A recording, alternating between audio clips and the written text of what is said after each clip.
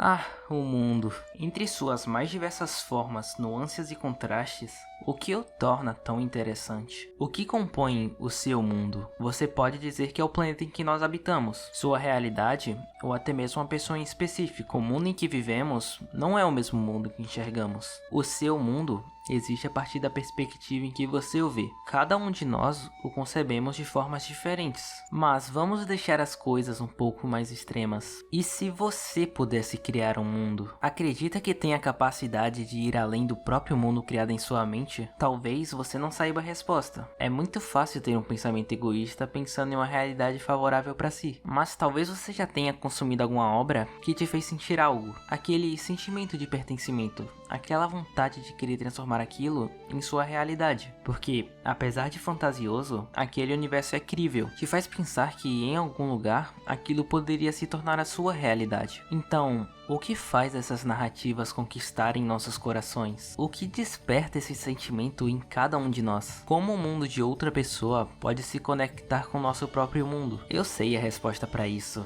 e é por isso que hoje vamos falar sobre a arte de se criar mundos. E já que vamos falar disso, eu tenho uma pergunta para vocês. Vocês já ouviram falar de world building? Como o próprio nome já diz, construção de mundo. São todos os elementos que compõem e dão vida a um mundo fictício. Desde a ambientação, cultura de um local, costumes e essas coisas. Assim como no mundo real, um world building não se limita somente às coisas básicas. Eles podem ser muito mais complexos e densos, utilizando desde relações políticas, econômicas, geográficas, religiosas e sociais para dar profundidade e enriquecer o universo da obra. Um bom world building não serve apenas para fornecer um bom plano de fundo para a história, mas ele pode influenciar diretamente na própria história. Um exemplo perfeito disso é em Sousou no Frieren, quando a Frieren fica impossibilitada de continuar sua aventura, pois ela precisava de uma graduação de maga de primeira classe, pois naquele momento do mundo, somente magos de primeira classe poderiam ir para as terras do norte. É muito importante para uma obra ter seu mundo construído de uma forma detalhada e coesa, até mesmo para manter a realidade e evitar furos de roteiro, mas nem sempre o mundo detalhado e complexo pode se tornar uma boa história. Se o autor não souber aproveitar os elementos dele, ele só se torna vazio. Às vezes algo simples e bem aproveitado se torna tão vivo quanto algo enorme. Stardew Valley e sua vila têm uma construção muito bem feita, desde os habitantes da vila, os costumes e as tradições dos festivais. É um mapa bem pequeno, mas que abre um leque para um oceano de possibilidades. Mas é um tipo de mundo que não se pode comparar com um jogo como Elden Ring, por exemplo, que dá uma aula absurda de como se fazer um game design incrível explorando o world building. Seja andar pelo mapa e se deparar com as raízes da morte causada pela morte do príncipe Godwyn, se deparar com as ruínas de civilizações antigas sem nenhum sinal de vida de seus criadores, e um pouco mais à frente se deparar com criaturas artificiais criadas por aquele povo, consequências de uma batalha travada na guerra, se deparar com a região inteira destruída. E isso é só a ponta do iceberg. Prestando atenção nos diálogos, descrição de itens e no mapa, é possível descobrir mais e mais coisas da história, sendo algumas delas interpretativas. E uma das obras que mais andou me surpreendendo recentemente foi Mushoku Tensei. Acompanhar a história do Rudeus naquele mundo é o ápice do cinema do world building em animes. É tão bem construído quanto Shingeki no Kyojin. E olha que estamos comparando muros gigantes para se defender de gigantes pelados contra soldados voantes, que termina com soldados voantes ao lado de gigantes pelados contra um exército nível Primeira Guerra Mundial. Mas o ponto que torna os world buildings tão incríveis é que, quando bem trabalhados, eles conseguem criar algo identificável com nossa própria realidade. Nos faz pensar que em algum lugar, em alguma oportunidade,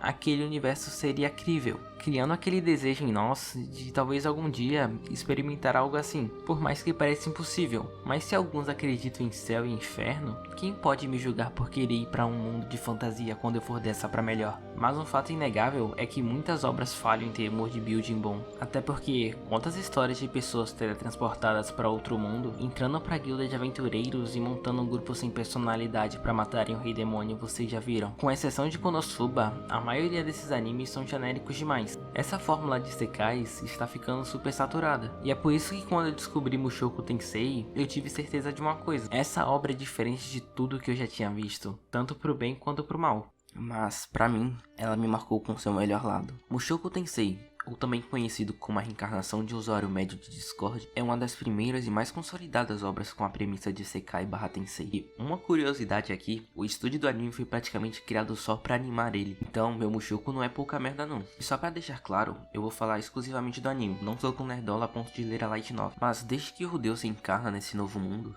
partindo do ponto de vista dele, somos apresentados a diversas coisas conforme a jornada dele avança. Desde ver seus pais contando uma história de tempos passados sobre o mundo deles, ver como coisas simples como livros são produtos de difícil acesso, os aniversários sendo comemorados de 5 em 5 anos, e até mesmo como o conceito de magia é difundido naquele mundo. É notável que o autor da obra se dedicou ao máximo para ter boas referências para usar na obra. Desde a construção social tendo a maioridade em 15 anos, a nobreza sendo bem explorada, e não só servindo de título para certos personagens, mas sim sendo abordado toda uma questão política, desde a sucessão de um reino, ramos familiares de uma casa, a forma que as demais raças daquele mundo também são exploradas, desde o contrabando de alguma delas, pois são vistas como estimadas por alguns povos, algumas delas sendo mais básicas e conhecidas, como os humanos, elfos e anões. Mas quando a história começa a avançar mais e começamos a conhecer outros continentes, nos é apresentado diversas raças completamente estranhas, algumas sendo bem legais, como os Migurdia e os Superdia, vulgo as melhores raças do continente demoníaco,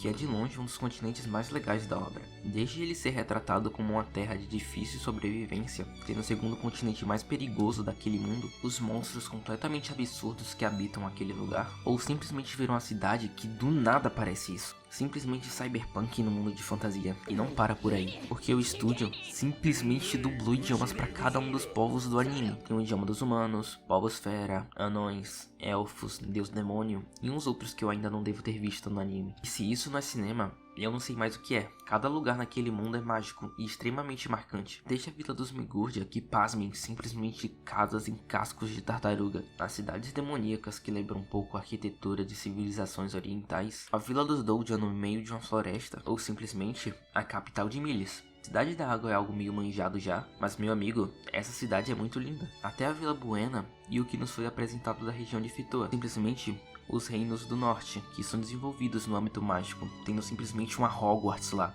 Mas não é só isso que faz cada região ser extremamente marcante. A ambientação criada também é de suma importância para que isso se conecte com nós.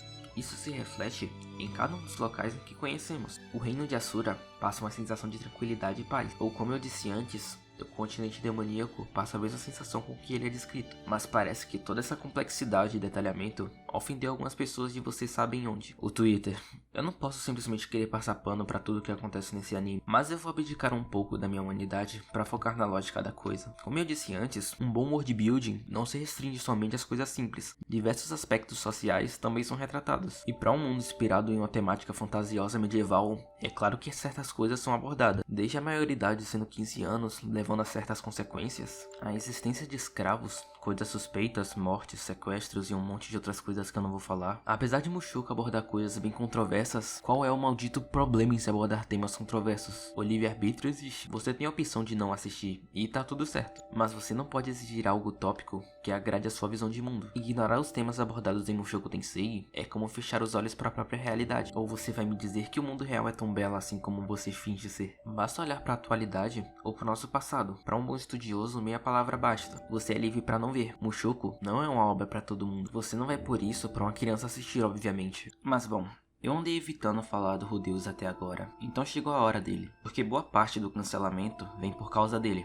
apesar dele não ser o único culpado de tudo o que acontece. Porém, uma obra boa com um universo tão bom deveria ter um protagonista à altura, certo? Até porque foi da perspectiva dele que podemos conhecer tudo isso até agora. Ele pode até não ser o tipo de protagonista que se espera, mas eu não invalidaria a obra por causa dele. O Rudeus em sua vida passada não era bem o tipo de pessoa digna de respeito. Ele sofreu desde muito cedo, simplesmente por se impor, e as consequências foram grandes, até chegar num ponto que ele perdeu até mesmo sua dignidade na frente dos outros. E no estado que ele se encontrava, ele não teve forças para lidar com aquilo de frente, então ele simplesmente fugiu e se isolou, tanto de quem ele não gostava, quanto daqueles que se importavam com ele. E em um certo ponto, até quem se importava com ele, chegou a desistir, até porque não dá pra salvar aqueles que não estão dispostos a serem salvos. Ele já não tinha mais forças para buscar isso. e uma hora a vida cobra. E ele termina de perder tudo o que ele tinha, seus pais, sua casa e tudo o que ele tinha de especial. E já perdido e sem encontrar qualquer saída, ele se depara com um grupo de jovens prestes a sofrerem um acidente. E já sem nada a perder, por impulso ele corre para salvar eles. E o resto é história. Lá estava ele no corpo de um bebê, a oportunidade que ele tanto queria. Uma segunda chance para um desempregado como ele. E ok, eu não consigo passar tanto pano assim pro Rudeus. O moleque realmente parecia um filhote do capeta. Mas se bem que ele era pequeno, um bebê no mundo sem TikTok, é difícil não ficar entediado. E conforme ele foi crescendo, ele se utilizou de todos os conhecimentos nerdolas dele, atrelado ao fato de estar num corpo de criança.